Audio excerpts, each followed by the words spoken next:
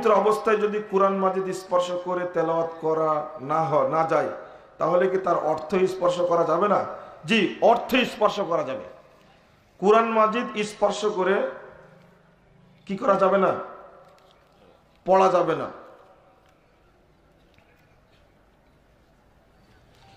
2019 সাল থেকে 24 সালের ভিতরে নাকি ইমাম মাহাদি আসতে পারে, যে না, এই ধরনের কথা বলা যাবে না। আগামীকালকেও ইমাম মাহাদির প্রকাশ পেতে পারে।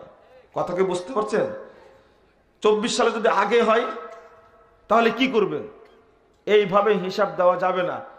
আর একটা কথা, যে পৃথিবীর বয়স 7000 বছর একটা হাদিস বর্ণিত হয়েছে, তার মধ্যে 1000 বছর মুহাম্মদের উম্মতকে দেওয়া হয়েছে। এই হাদিসটা জাল হাদিস। এই হাদিসটা কি? জাল হাদিস।